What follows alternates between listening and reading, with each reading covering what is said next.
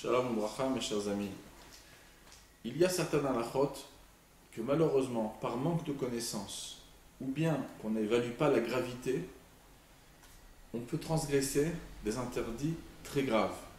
Et je fais référence tout de suite à un issour qui s'appelle Beyomo Titen Sraro, c'est une mitzvah tassée en même temps, c'est-à-dire de payer la paye de quelqu'un au moment sans retarder.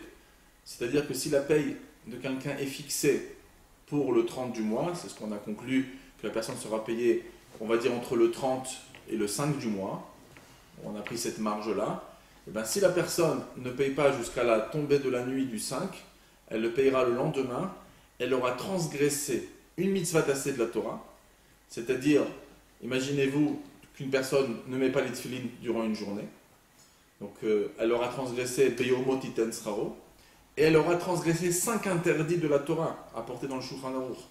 C'est-à-dire que c'est comme si on avait mangé pas kasher, qu'on avait allumé la lumière Shabbat, on aurait commis 5 interdits toraniques, l'otalin, l'otashok, et toute une liste.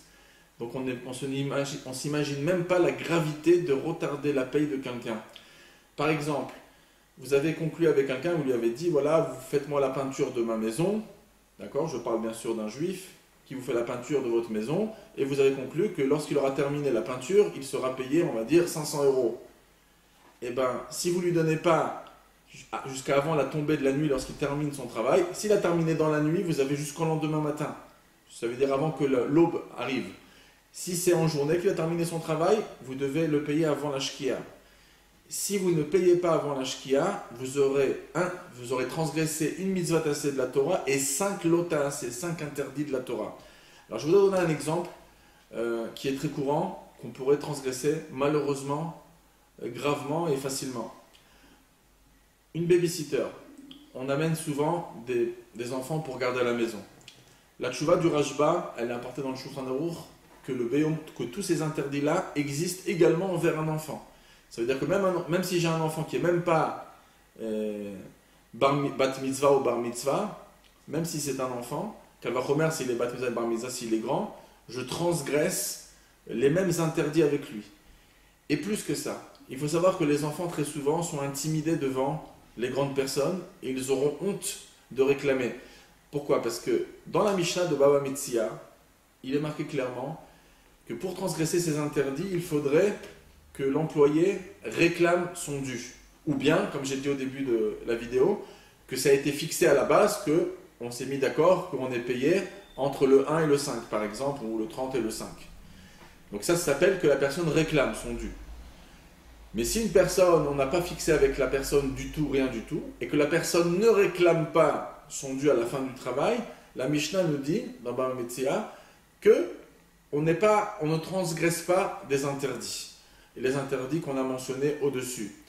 Mais les poskim disent qu'un enfant, c'est pas la même chose. On a dit à un enfant, viens garder mes enfants, je vais te payer, ou combien tu prends. L'enfant il va dire, moi je prends 10 € de l'heure, la personne a travaillé 5 heures, on revient, il est 11 h du soir, il est minuit, je dois à l'enfant 50 €, et bien même si je lui dis, d'après beaucoup de poskim, je lui dis, je te paye demain, et l'enfant il est timide, donc il dit rien, il se tait.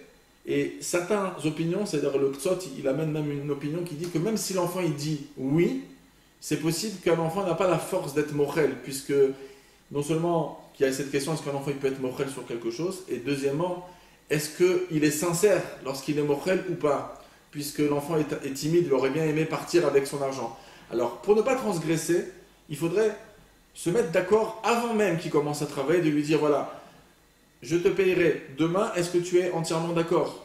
Parce que j'imagine que le soir, je n'aurai pas de monnaie sur moi, ou X ou Y raison. Eh bien, si l'enfant est d'accord à la base, alors c'est OK. Ou bien de lui dire, je vais t'amener plusieurs fois chez moi, à chaque fois qu'on arrive à 100 €, je te paye. Maintenant, si c'est ça qu'on a conclu, si on arrive à 100 € qu'on ne paye pas, on transgressera tous les interdits. Et donc, il faudra faire très très attention et il est idéal de ne pas rentrer dans ces problèmes. À chaque fois que vous prenez un enfant pour venir garder vos enfants, il faut les payer le soir même lorsque vous revenez, parce que sinon vous allez le payer après la levée du jour du lendemain, Et très souvent, un enfant, il est timide, il ne vous dira pas exactement ce qu'il pense, donc ne rentrez pas là-dedans, pensez, si maximum vous avez un billet qui est un peu trop grand, vous lui devez 20 euros et vous avez un billet de 50, une possibilité que vous pouvez faire, vous pouvez lui proposer, prends les 50 et demain tu me ramènes la monnaie, et si la personne elle-même, elle dit non, non, non, demain je viendrai récupérer 20 euros, alors là, on est OK.